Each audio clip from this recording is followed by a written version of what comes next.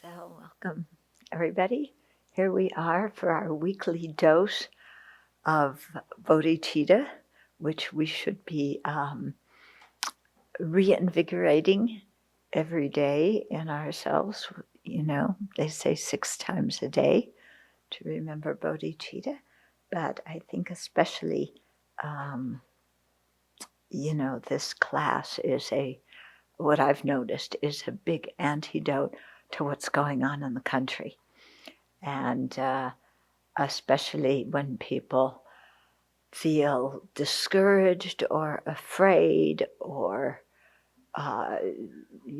despair or whatever, bodhicitta is really the antidote to all of that. Yeah, because it expands our mind to see past just this life, and it expands our mind to be concerned for others and to see the good in the world, to see the potential and good in ourselves. And keeping all of that in mind is very, very important. Yeah, not just to look at what's going on in the country that is talked about in the newspapers, because the papers always talk about what isn't going well and what to be afraid of. And as His Holiness told them many years ago, they should report the good things too. So here is Shantideva, our newspaper reporter from the 8th century, turning up again in this time, reminding us of the good things in the world and the good things in ourselves. So in the visualization we just did, we have Buddhas and Bodhisattvas. We have human beings who are creating negative karma. And we have insects in the animal realm being visualized as human beings. And so that's showing us, on the basis of the mind, we can be in any of those states. As ordinary beings, if we create virtue, we can, or we will be born as human beings or other fortunate rebirths. If we use that rebirth to create negative karma, then we will be born as bugs or other unfortunate beings. But if we use that human life to create virtue, we could become bodhisattvas and then Buddhas. So it all depends on how we use our lives.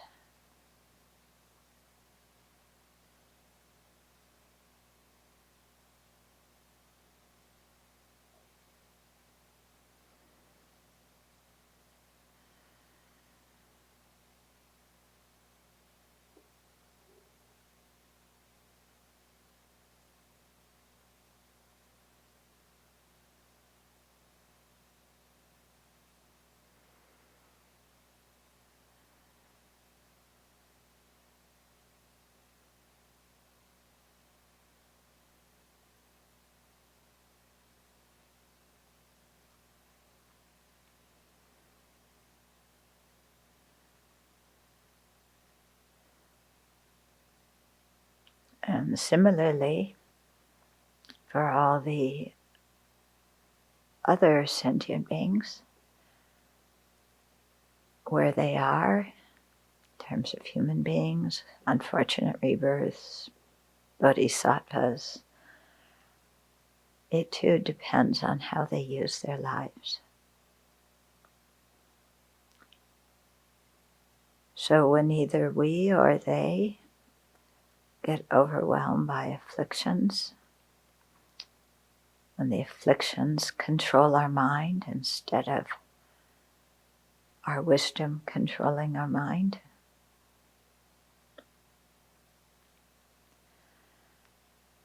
Then all of us wind up for the worst.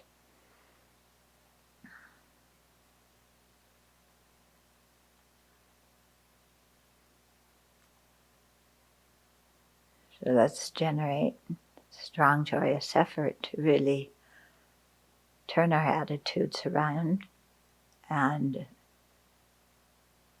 be quite conscientious and not allow the afflictions to take over our minds.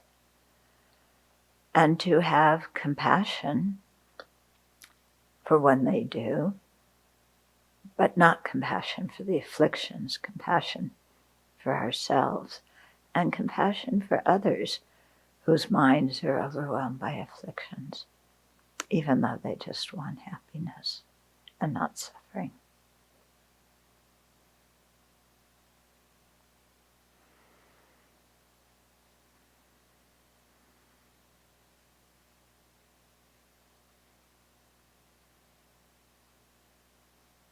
And seeing the potential in all of us, may we aspire for full awakening and to lead all beings on the path to full awakening.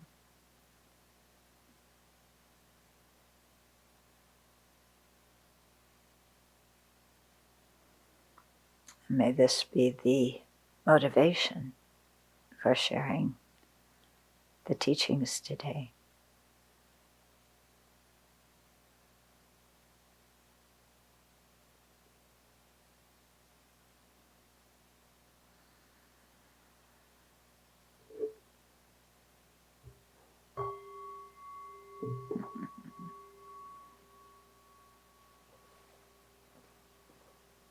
So, in what's been playing out in the country in recent days after the first debate, we see especially with the president's praise of the Proud Boys and other white supremacists, to relate our Dharma practice to that, it shows us an example of the lack of equanimity and how equanimity is so important as the basis for love, compassion, and bodhicitta. Okay? Because if we don't have equanimity, if, we pick out certain beings and favor them and other beings and discriminate against them, then right away we are blocked. Because how can we have the wish for all of them to be happy if we don't wish all of them to be happy? And how can we wish all of them to be free of suffering if that's really not what we wish? Okay. So I find it very useful to use these examples of what we're seeing in the world around us as analogies to look at my own discrimination. Okay? So you can see in the terms of the white supremacists, that without any kind of reason that is a reliable cognizer, then, favoring one group and having antipathy towards another group. Okay? So just on the basis of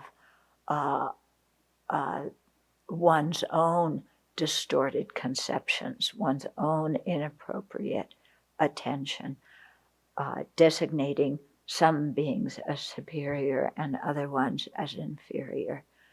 But like I said, with no reliable cognizer lying behind that. Do you agree? Yeah?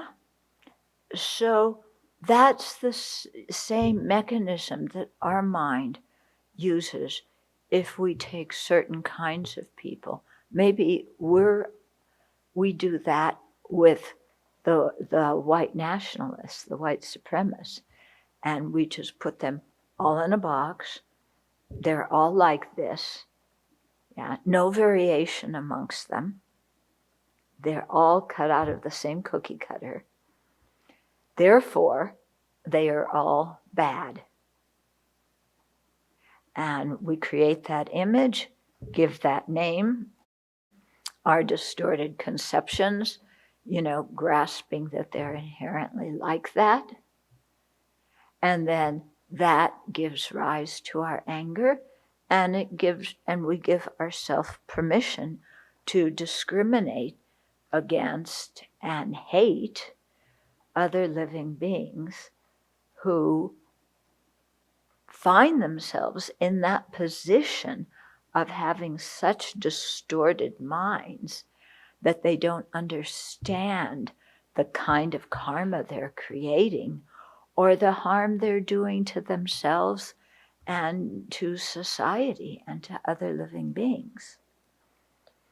So then we become just as blind as they become, because it's the same mechanism of stereotyping with no reliable cognizer behind it, and putting everybody in the same box and justifying our own hatred.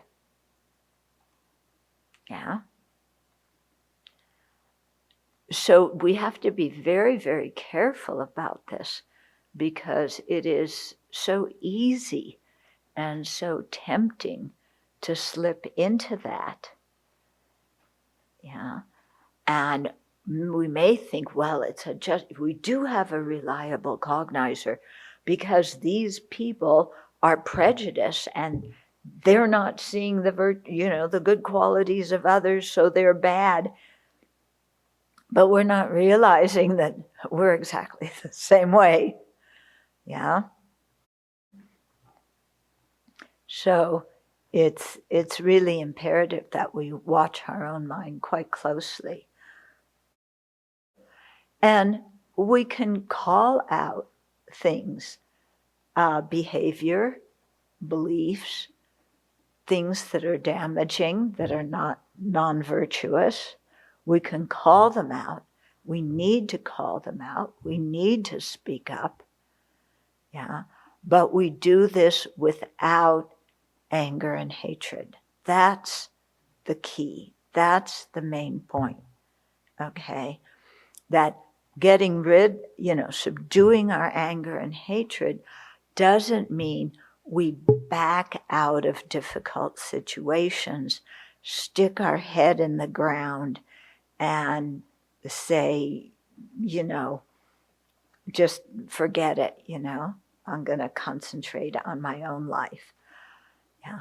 On the other hand, it doesn't mean that we go to the other extreme and neglect our own mind and our own life and generate a mind similar to the people we are protesting against, but just having another group other than that we're prejudiced against, other than the group they're prejudiced against.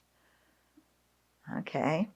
So we have to have this balance in our own mind of really working with our own tendency to put people in boxes and dismiss them, and our own tendency to stick our head in the ground and ignore it, and our own tendency, to criticize others. And instead, if we're going to criticize, talk about the beliefs, not the person. So we separate the actions from the person, we separate the beliefs from the person. We can talk about the destructiveness of certain beliefs and certain actions, but without having hatred or criticism for the people who hold them, because we realize that their minds are overwhelmed by afflictions and they have no awareness, no wisdom mind to guide them in this process. Okay. So we may have a little bit of wisdom mind. It's important that we use it. And it's nothing to be proud about on our own part that we are superior to anybody else, because we're all in samsara together. Aren't we? Yeah? So we're all in the same lifeboat together with all the white supremacists. Yeah? And together with, all the terrorists, and together with all the bodhisattvas on the path of accumulation and path of preparation. We're all in this boat together. Yeah? So we've got to make peace in our minds with everybody and still hold our moral ground and speak our moral ground. Okay? Is this making sense to people? Yeah.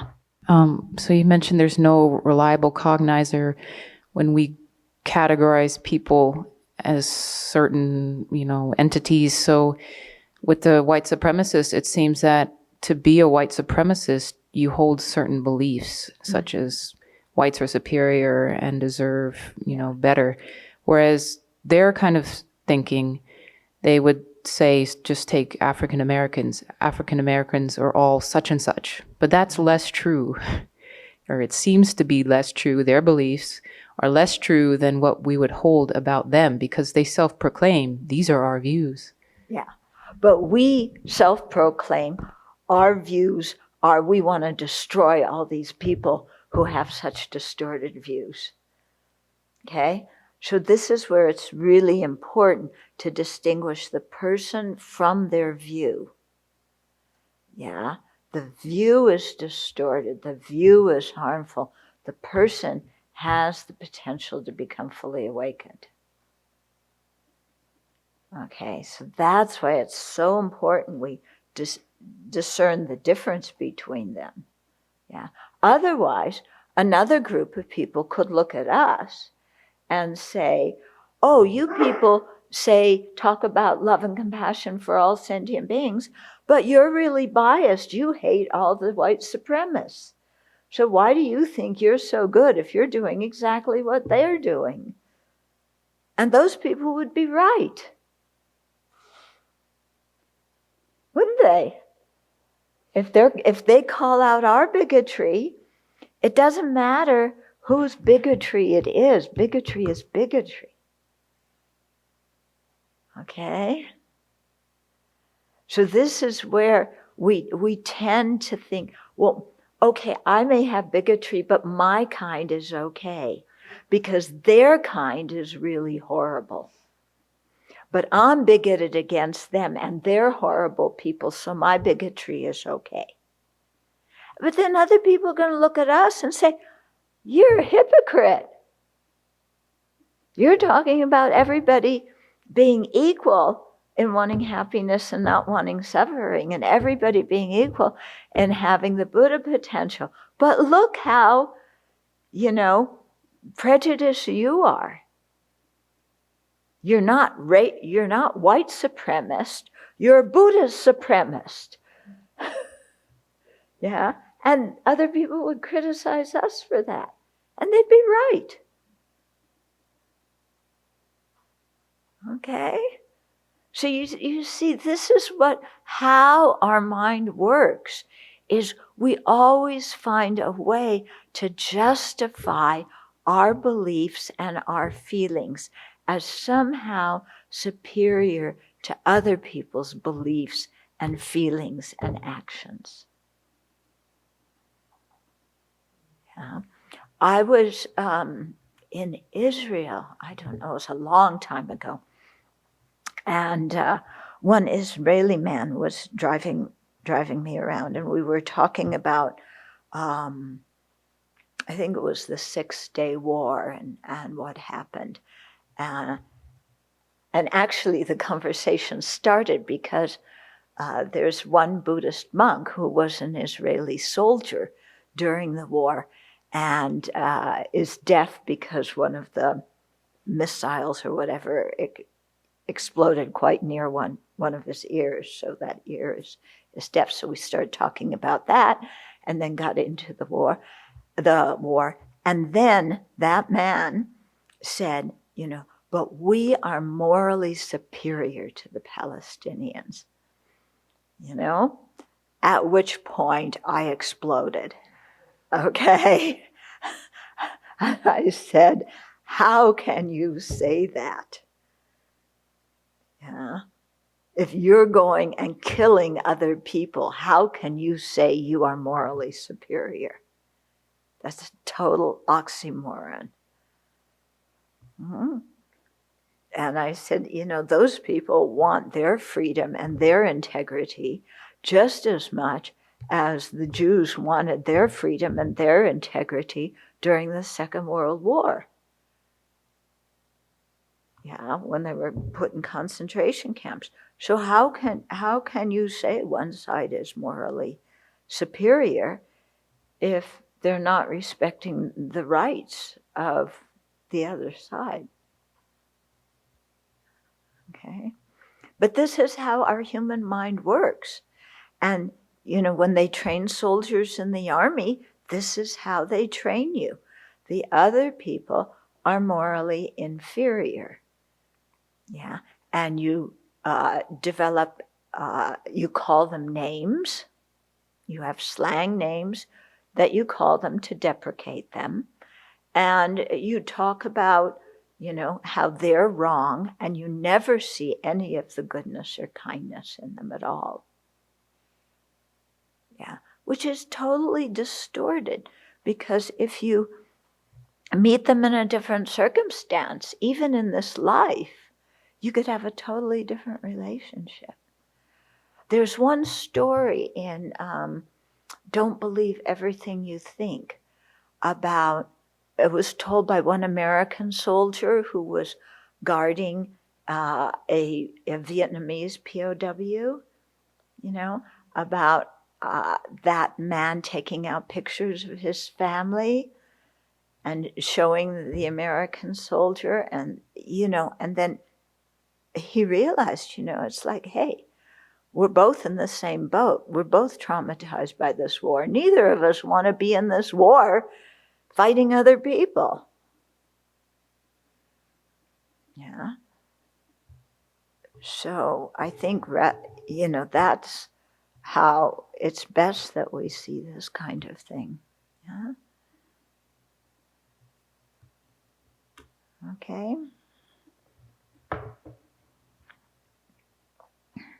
So I've always had the idea that extremists of all sorts, they could have a conference together, and terrorists of all sorts could have a conference together, because they all have the same way of thinking. It's just they think that way about different groups of people or for different political causes. But if they had a conference on the best way to terrorize people, they could share so many ideas together because they think alike. Yeah? It's true, isn't it? So we have to be careful we don't become like that, because it's so tempting.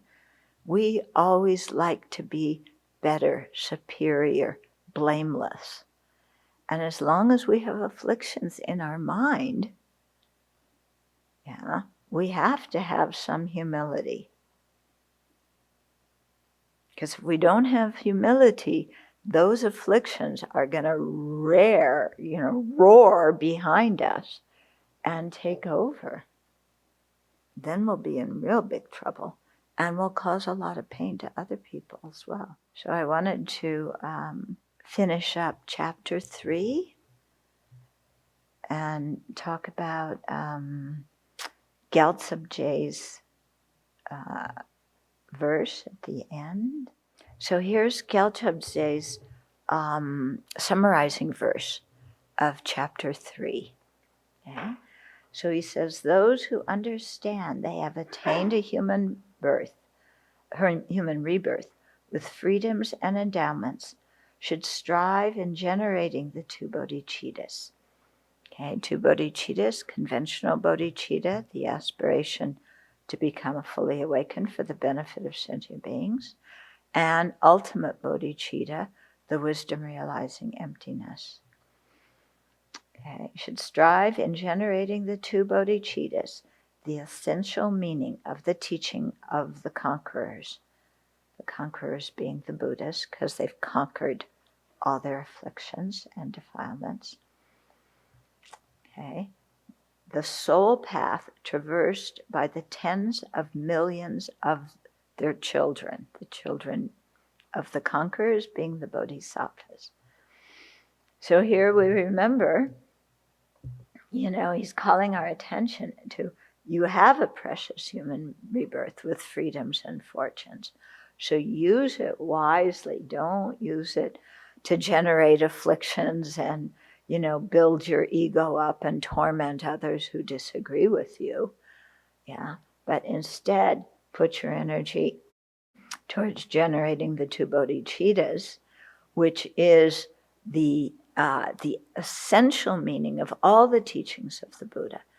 So, the Buddha's taught so many teachings. There's so many sutras, and tantras. And if you want just the essential meaning, it's those two bodhicittas. Okay, so that's what we should focus on. Yeah. And those two bodhicittas are the soul path traversed by tens of millions of bodhisattvas. So we are not alone in this endeavor. Yeah, and the endeavor is not impossible because tens of millions of trillions of zillions of sentient beings have already traversed it and become Buddhas. Okay, so we should have confidence in ourselves, confidence in the path, confidence in the goal of the path, and go forward why we have this brief window of opportunity in our beginningless samsara. Okay? So this is a good thing to remember when your mind starts getting picky about small things of this life. Yeah?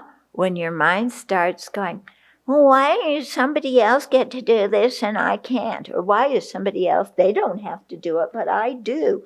Or why do they get more Brussels sprouts and I have to get the mashed potatoes? Or, the innumerable things that we get picky about and how we waste our time. Yeah, it's amazing. So it's good to think about what Gyaltsabje is telling us in this verse when we notice that our mind is, getting really agitated and going around and around and around and around in circles of, we were supposed to do this at this time and now they changed the time and, I can't stand this changing the schedule all the time, and I just picked knapweed from this patch and now there's more knapweed growing there. Why doesn't the knapweed just go away? Okay. So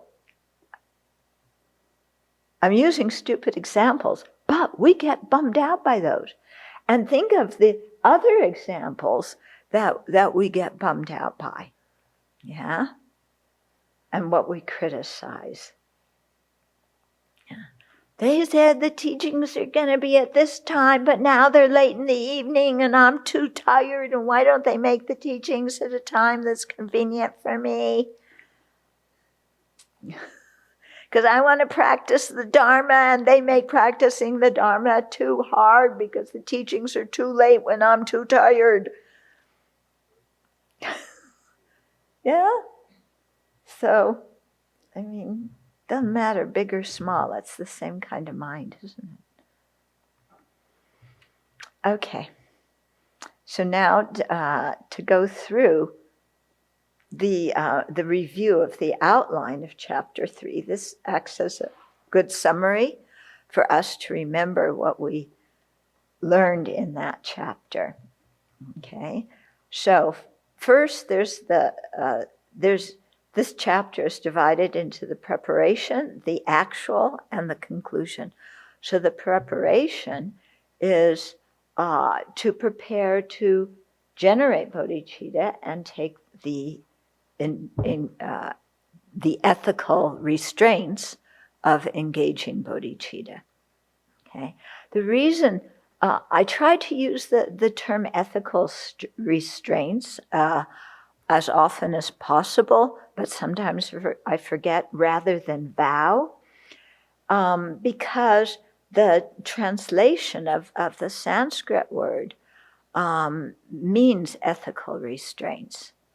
Yeah, and that has a different flavor in English rather than vow. When we hear vow, we think of Catholic vows, don't we? Or marital vows. But a vow in which we promise never, ever, ever to do something, and if we do it, we go to hell.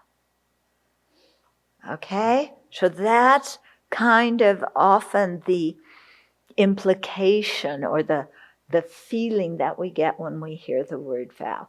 When we hear ethical restraint, well, ethical, yes, I want to be ethical, and it means I have to restrain myself from certain activities. Okay, so we take precepts, or we have individual ethical restraints within the big ethical restraint that help us do what we've decided we want to do. Okay, so in the preparation, first we rejoice in virtue. So there was a big section about rejoicing in virtue, because rejoicing, remember in the chapter 2, we did prostrations and offering. So now we're going on with the 7 limb prayer. So rejoicing in the virtues that cause higher status, in other words, fortunate rebirths, in the virtues that are the causes of liberation from cyclic existence, and the virtues that are the causes of the highest awakening. Okay? So rejoicing in all those virtues created by others and ourselves.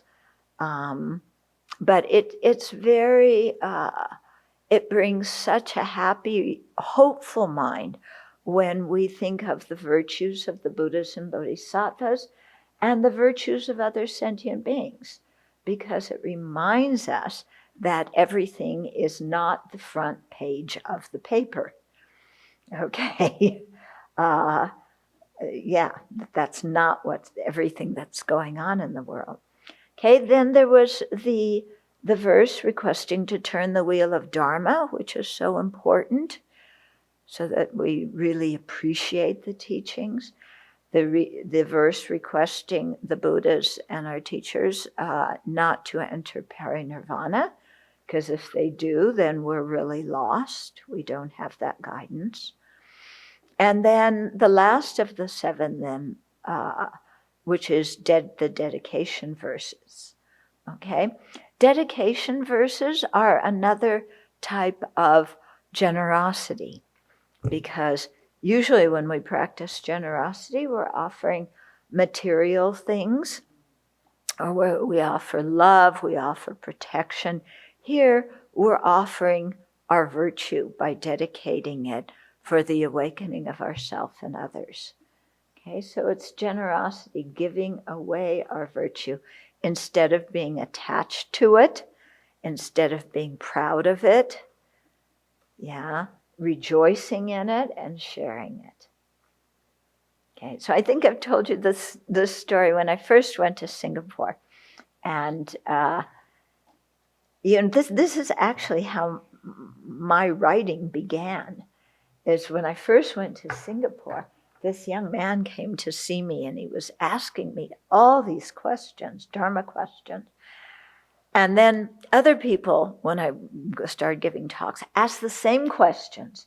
And I was getting the same questions again and again. And I was thinking, wow, people need some help here.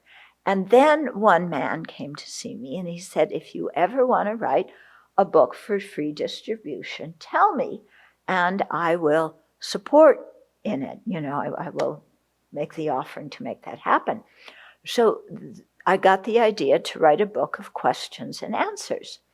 So it was first published as this thin booklet called I Wonder Why, and it later became bigger and became Buddhism for Beginners. Okay. But this man, and he benefacted it, and then he wanted to learn more meditation. So I spent some time teaching him meditation. And at the end of, I think it was even our first time meditating together, I said, let's dedicate the merit and, imagine it radiating out and touching all sentient beings. And he looked at me with these eyes of like fear, and he said, I have so little merit, I don't want to give it away. Yeah, and he was so sincere because he really valued merit. He valued karma and its effects. But he didn't realize that the more you share it, the more you accumulate. He thought the more you shared it, the less you have. So I had to explain to him that when you rejoice and you dedicate your merit, then it increases. And that kind of relaxed his mind so that he could do the dedication at the end of the meditation session. But he was really, truly terrified, and you can see on one hand it was really based on a very strong belief in karma and its effects and respect for virtue, but he didn't realize how dedication is a practice of generosity and how generosity increases what you have when you give. We usually feel, if I give something, then I don't have it. Yeah.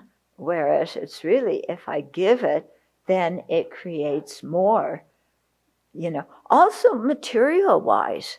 Yeah. If we are a generous person, giving material and so on, it comes back to us. Okay. So there's the general dedication, the dedication for the sick, the dedication to alleviate hunger and thirst, the dedication for the fulfillment of all wishes. So here we get a whole variety of things to dedicate for. And then as an auxiliary, the perfection of generosity, because we may wonder when we look at engaging in the Bodhisattva deeds, there's a chapter on almost every perfection, but not generosity. Okay, well, there is a chapter on the other 5 perfections, but not one on generosity. Well, here, it comes here in chapter 3, and it also comes in chapter 10 when we're dedicating. Okay, but here it's really emphasized. So training in the thought of giving away our body, our possessions, and our root of virtue. So it starts with training in the thought of giving away our, so talking about the way of giving, the reasons why we should give. Okay, so by giving up attachment for everything and offering it, we go beyond misery. Now, do we really believe that? When it comes to giving up something we're attached to, do we really believe that giving it creates the cause for us to go beyond the misery of samsara? Do we really believe it? Or do we kind of harbor the good stuff and then give what we don't want or don't need or what is falling apart to others. Okay. I say as the zipper on one of my, on the jacket I've been wearing is broken.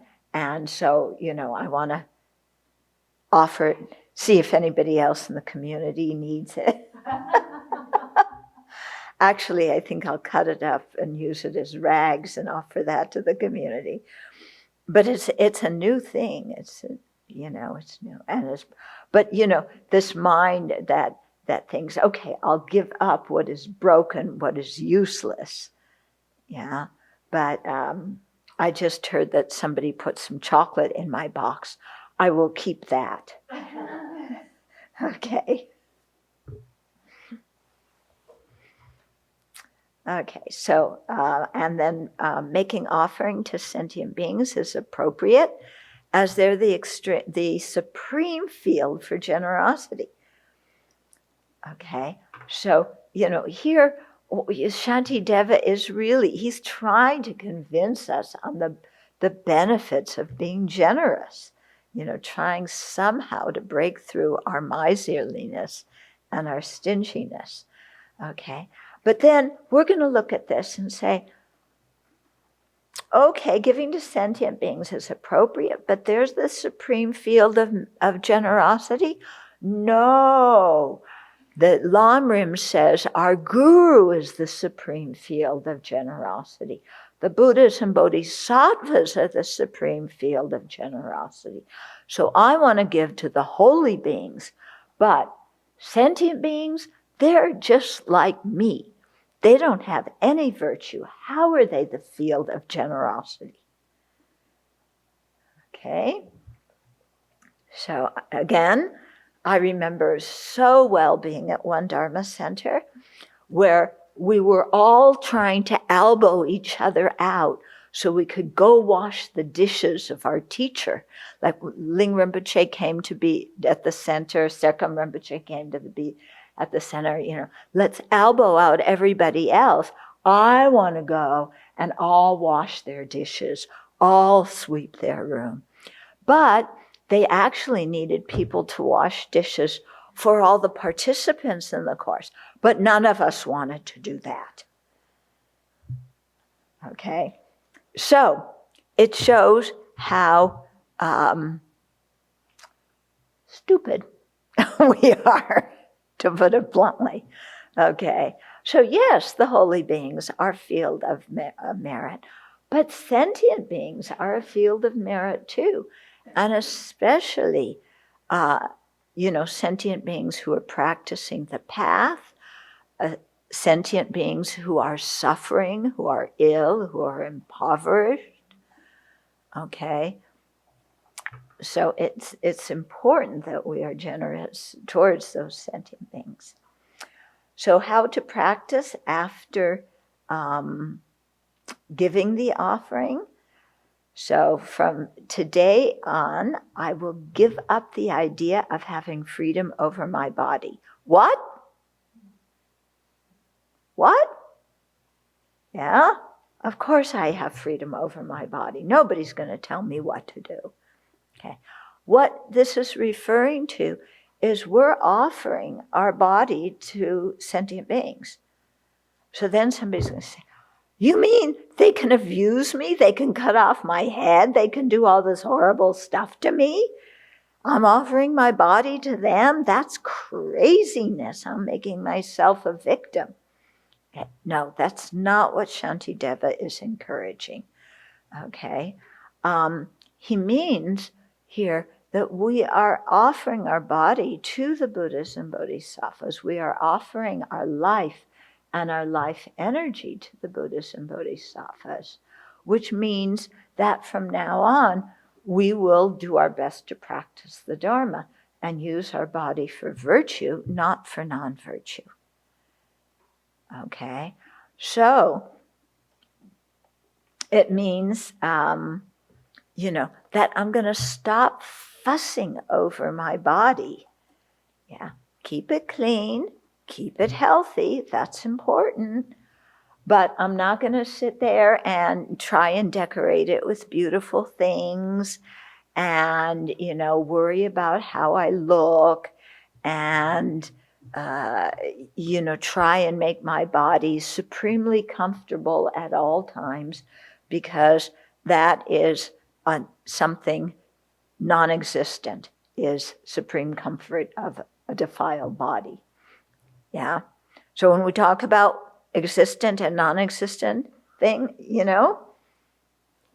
non-existent is a completely comfortable body. Yeah. Doesn't exist, does it? Because as long as, all you have to do is wait a minute or two and your body will become uncomfortable for some other reason. Okay. Or the body becomes sick or something happens to it. So it's really, this is a method to help us to give up attachment to our body and to give up fear over what happens to our body. Yeah. Because, we go to the doctor for tests and then the tests come back and, something's wrong and we go, we freeze, we just panic. And it's like, relax. Yeah. I gave my body away. I've dedicated it to do virtue. As long as I make my life meaningful by practicing however long I have this body, that's good. And when it's time to give it up, I give it up, and I will pray to have another rebirth where I can continue practicing. Yeah.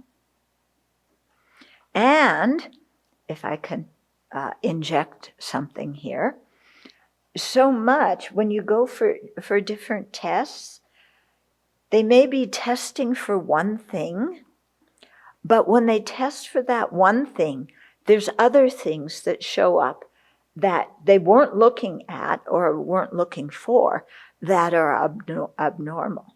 And so then they want you to have another test for this and another test for that, which aren't the things that they were initially testing for, which you also have to have more tests for.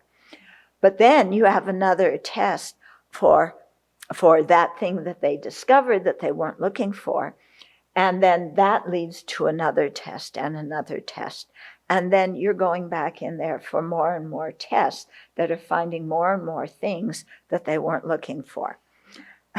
So I'm not saying to ignore this, because sometimes they can find things that are, need to be dealt with that we didn't notice before. Okay. But my brother, who's a doctor, taught me this acronym, okay, which I'm sharing for you. This is not Dharma, but it's a good acronym for when you have this kind of situation happen to you. The acronym is VOMIT, and it is Victim of Medical Imaging Technology. Okay? I just cracked up laughing when he told me this, because that's exactly what it is. You get stuck in this rat race of having gazillions of tests. Yeah. Anyway, I'm not saying ignore those follow-ups. Some of them are important. You need to do that. But what I am saying is don't get so petrified when you have a test for one thing and then there's, 2 or 3 other things they weren't looking for that now they think you may have something wrong. Don't freeze and get paranoid and go into, I'm going to die on Tuesday because of this. Okay? Which is what we happen to, what happens, isn't it? Yeah? Okay. So then, dedicating to be this, So dedicating to be the source of inexhaustible virtue. So here, again, before we take the Bodhisattva ethical restraints, We dedicate or practice generosity to be only the cause of the welfare of others and to never harm them, to dedicate the thought as the cause for inexhaustibility. So may my ability to benefit for others be inexhaustible. May my ability to act for the benefit of others be inexhaustible. And then dedicating to be the cause of an enjoyment. So then may we become whatever other sentient beings need. So this is like really relating to the taking and giving practice, where we imagine our body, virtues, and merit transforming into what other sentient beings need. So your body transforms maybe into people. That, somebody needs a friend, you become a friend for that person. Somebody needs a washing machine, your body, your possessions transform into a washing machine. Okay, so you think like that, and then and then dedicating to be able to do this in all times in a very expansive way and uninterruptedly. So that's when we got into that whole thing of making all these very beautiful aspirations. Yeah, that so opened our heart and gave us a vision of what bodhisattvas do and made us, really feel hopeful and inspired. Okay. Then the actual part was generating bodhicitta, taking the aspiring bodhicitta, and then taking the ethical restraints of engaging bodhicitta. Okay, so we did that, with those two verses. Then after that, we rejoice again. This time we rejoice because we have achieved our own purpose of putting ourselves on the path to awakening and developing when we talk about the four Buddha bodies, the four kayas, the nature body and the wisdom dharmakaya, these are fulfilling our own purpose, because at that point we become the best kind of person we can become. And then generating the two form bodies, the enjoyment body and the emanation body, then that fulfills the purpose of other sentient beings, because at that time we're able to manifest these different forms to go out and teach and lead sentient beings. Okay, so we achieve our own purpose by generating bodhicitta.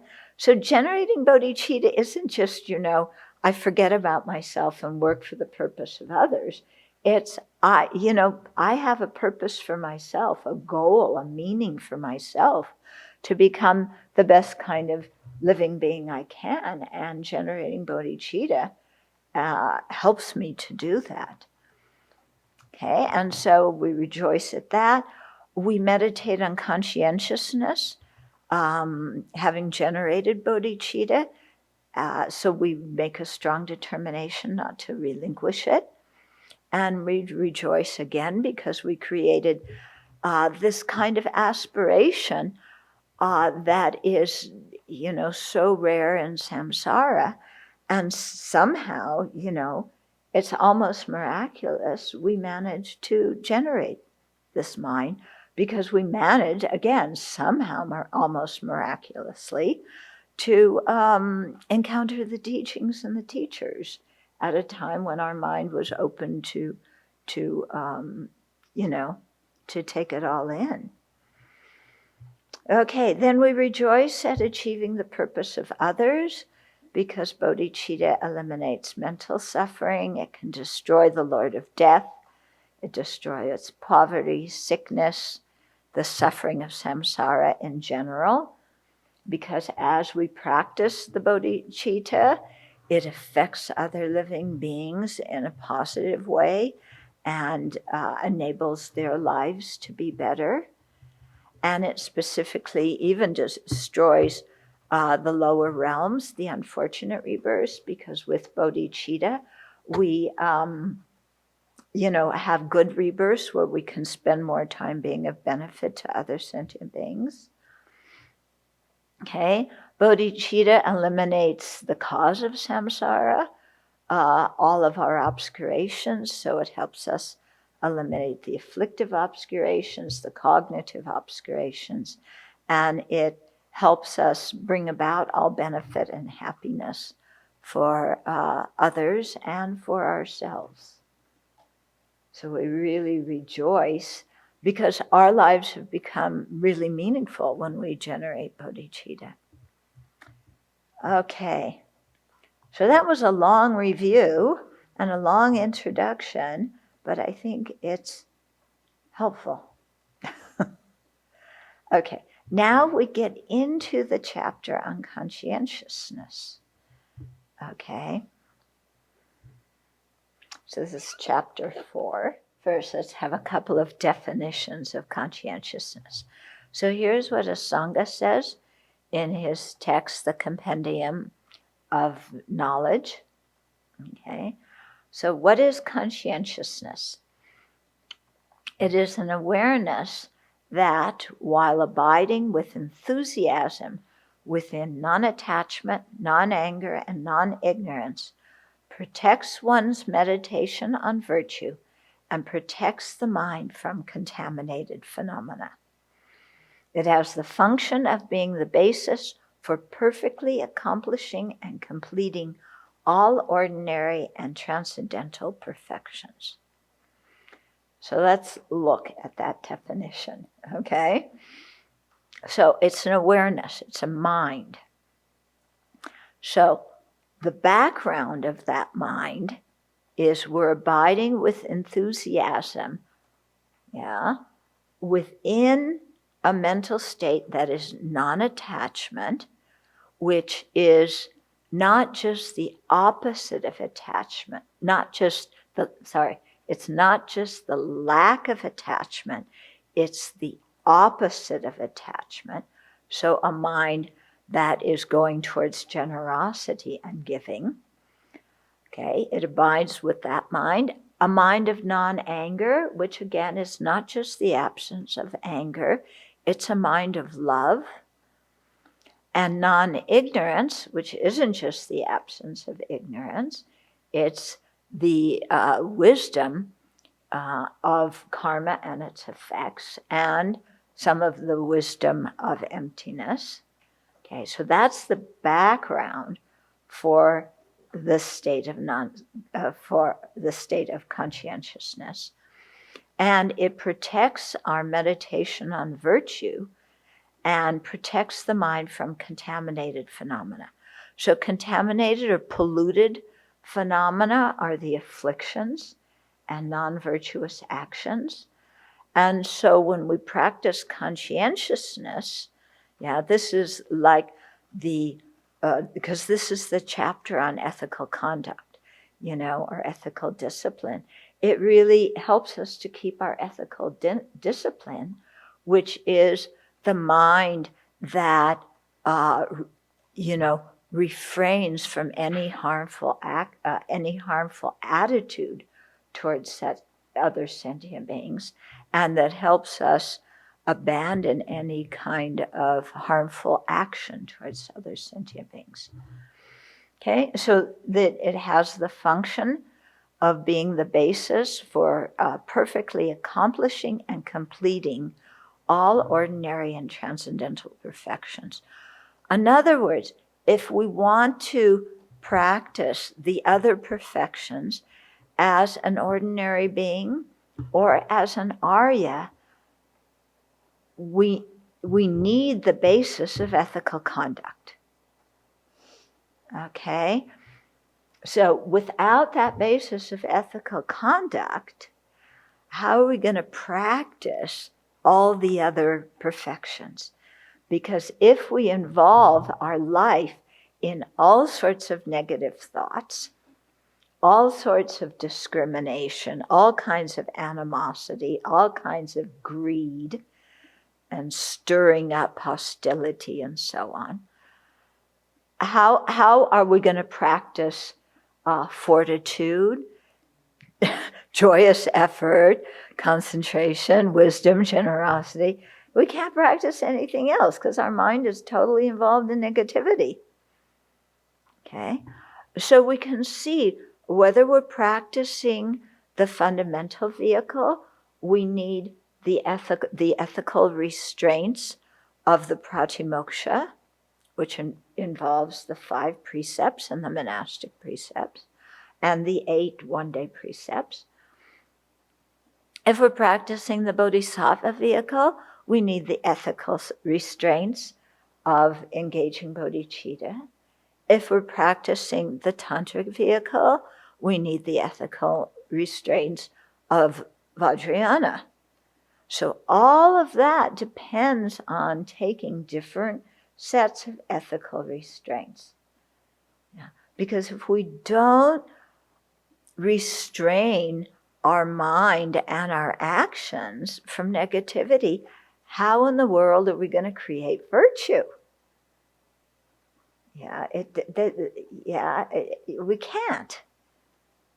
Okay, so this is something really to think about because in America, maybe in Europe too, I don't know about other cultures so much, but we think, ethical conduct, that's morality. That means going to Sunday school and being told that you're going to hell if you don't share your toys with your brother or sister. And I'm so tired of being threatened with going to hell that I'm sick of all this kind of Sunday school stuff and forget it. Yeah? But that's not what the practice of ethical discipline is about in Buddhism. Okay? It's not Sunday school threatening us with punishment, God sending us to the hell realm if we're naughty kids. Yeah? We have to see how ethical conduct benefits us first, and by extension benefits sentient beings. Because if we practice ethical conduct, our own mind is more peaceful. Okay, we have less guilt, less self-recrimination. We have more self-esteem. Okay, we have more self-confidence. We trust ourselves more. Okay, so really think about this and watch your own mind and find how the practice of ethical restraint really builds your self-esteem and your self-confidence and removes guilt and self-recrimination and feeling, this feeling of, I hope other people don't know what's really going on in my mind because then nobody will like me. Okay. And if you keep ethical conduct, then also it removes shame because we realize, we're not defective goods from the beginning. Okay. And we have integrity and we can keep that integrity. We can act in ways that benefit ourselves, in ways that benefit others, in ways that create peace amongst people and harmony. Okay, so all of that comes about on the basis of conscientiousness. Okay, here's another definition of conscientiousness. This one is from Gachin Yeshe Gelsen. And he says, conscientiousness is an awareness not under the control of the afflictions. Okay, so your mind is free from afflictions. That's good news to start with. While abiding in enthusiastic effort towards remaining free from the afflictions. So, wow, my mind doesn't have afflictions in it, and I have enthusiastic effort to keep my mind free of afflictions. I'm not going to let my mind degenerate into all this petty rubbish that occupies it, and all the fear, all the anxiety, all the despair. Okay, I'm not going to let my mind degenerate into that. Okay? And it functions to protect the mind from polluted phenomena, the afflictions, and to accomplish virtue. Okay? So that's talking about what conscientiousness is. So now, finally, we'll start reading from chapter 4. 1. Having firmly seized the bodhicitta in this way, bodhisattvas must never waver. Always should they exert themselves to never stray from their practice. Yeah? So it's saying that having generated the bodhicitta and taken the bodhisattva ethical restraints, we must not doubt what we just did. We must not waver from our intention to be of long-term benefit to all sentient beings by attaining awakening. Yeah? And we should exert ourselves, to never stray from that practice. So keep our minds focused on bodhicitta and don't let that mind of doubt sneak in. Because that mind of doubt says, well, yeah, I took the bodhisattva ethical restraints, but it was really it was an emotional feeling, an exhilarating feeling, and now I look at what I promised to do and there's no way I can do that. Anyway, becoming a Buddha is way too hard for me. The path is way too difficult. I don't want to give up my body. Yeah. I don't want to even keep the pratimoksha restraints because I want to, I want to go to the disco and I want to go to the pub, because if I go to the bar, that's where I meet people, and I want to go on, Cupid and all these dating applications, I want to do that and I want to look up all these things, yeah. I want to research who the proud boys are, get to know everything about them. And I want to really research the Antifa and get to know everything about them. So some knowledge of these things is needed, but we don't need to know everything about them. Okay. Because the danger is that then we start thinking, oh, maybe what they're saying is right. And there's an awful lot of people who say that, And proud boys, I want to be a proud boy. Actually, that group is misogynistic. I want to start the proud girls. Yeah? Yeah, but Trump didn't say anything about them. He only supported the proud boys. He didn't support the proud girls. Yeah, see? Typical. Okay, so we make the determination not to stray from that, not to let that mind of doubt come in. So we need to be prepared for when that mind of doubt comes. Yeah. If we think, oh, I've decided to do this, I will never doubt it. Yeah, we aren't necessarily so in touch with the potential of our afflictions to dominate the mind. Okay, especially the affliction of doubt. Yeah. So what do we think when we start doubting the goal of awakening and saying it's totally unrealistic? I can't benefit all sentient beings. It's too hard. It's too high. I just want to get myself out of samsara. That's hard enough.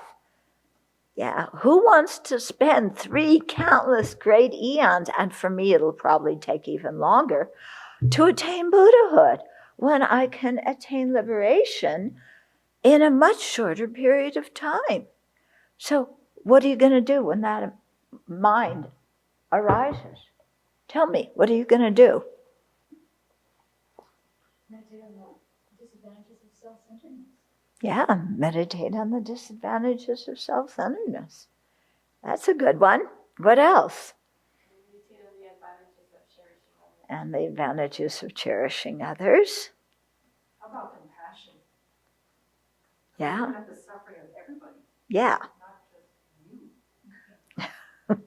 Yeah, so having compassion, not just for ourselves, but for everybody, and that is based on having equanimity. Okay. Meditating on the kindness of others and repaying their kindness. Yeah. Okay, meditating on the kindness of others and wanting to repay that. How about remembering that the Buddha was once an ordinary being like us? And, we used to go to the beach with the Buddha and lie out on the beach, in a previous eon when there was no pandemic. And we lied out on the beach, not with the Buddha, but with the previous sentient being in the continuum of the Buddha. Yeah. But then that previous continuum started practicing the Dharma, and we kept laying on the beach. So the Buddha became awakened, and we're still on the beach. Okay, we're still in samsara.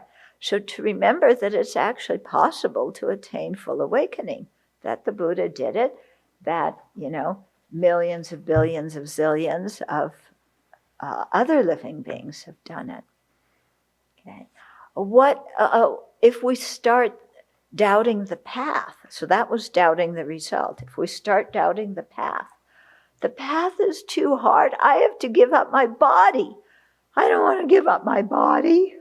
I don't want to give up my merit. I don't want to give up my possessions. I work so hard. My family, was impoverished, and I was the first generation to get an education, and now I'm pulling my family out of poverty, and so I don't want to give up my possessions. Yeah. So what do you do if that mind comes up and you start doubting bodhicitta? Because you doubt the path, whether you can do the path. And also you doubt whether the path really brings that result. How does giving up my body bring the result of awakening? It doesn't. It just makes me miserable. How does giving up my possessions bring the result of awakening?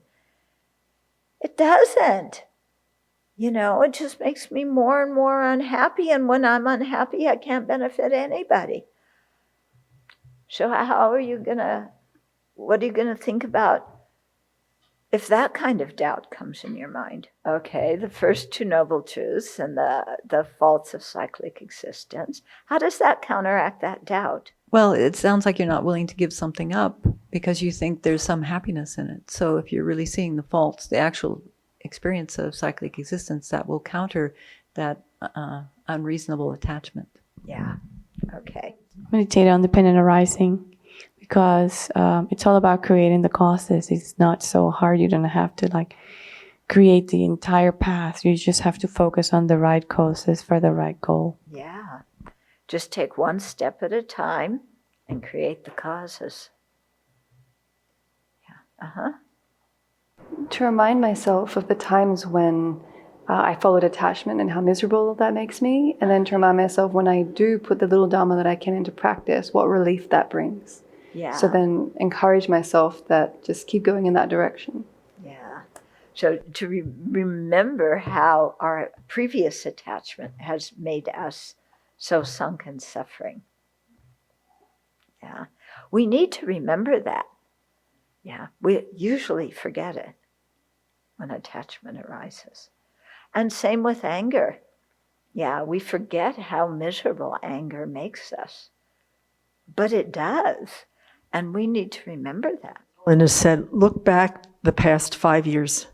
How much improvement in your own mind from whatever effort you have. The Dharma is so powerful. So to look back and go, okay, well, what has happened since I met the Dharma? Yeah. And to really see the improvement and the clarity and the good qualities that are arising. So put it in context, put it in a bigger perspective than right now. Yeah. So that actually falls within when we doubt ourselves and our ability to practice. So that's doubting the basis, ourself. But that's exactly the antidote, to see that we have improved and we have changed. And so to not just despair and say, you know, I'm hopeless. That karma functions. I mean, law of the dependent arising is to see the creation of the causes if we want something different.